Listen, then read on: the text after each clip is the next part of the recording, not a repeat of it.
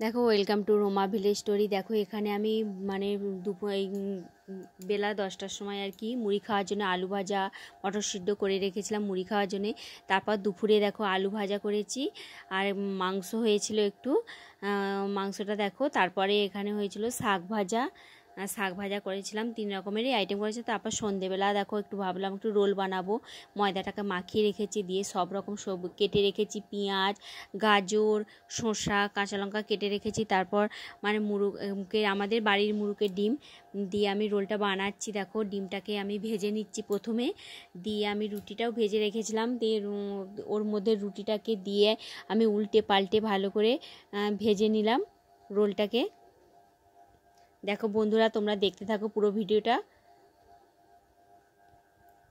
দেখো আমার রোলটা হচ্ছে ভাজা হয়ে গেছে, এবার আমি ওইটাকে তুলে নেব, দিয়ে ওর মধ্যে সব রকম আমি দিয়ে দেবো, মানে গাজর শসা যা কেটেছিলাম আর কি সবই দিয়ে দেবো, সব কিছুই দিয়ে দেবো।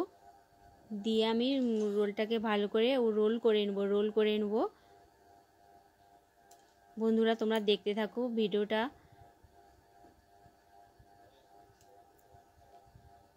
দেখো আমার রোল করা হয়ে গেছে, তারপর ওই কাগজের মধ্যে মুড়িয়ে দিচ্ছি। মানে 3 জন ছিলাম তো বাড়িতে, করে 3টেই রোল বানিয়েছি।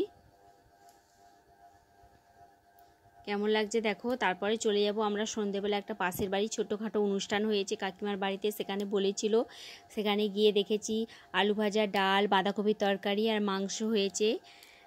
খুবই মানে ভালো লাগছে, আনন্দ হচ্ছিল, সবাই বাচ্চারা ছিল। দেখো বন্ধুরা কেমন লাগছে। পুরো ভিডিওটা দেখার জন্য অসংখ্য ধন্যবাদ। দেখো যদি ভালো লেগে থাকে একটা লাইক করো, একটা সাবস্ক্রাইব করো, আমাদের পাশে থেকো। আমি এখানেই আমার ভিডিওটি শেষ করলাম।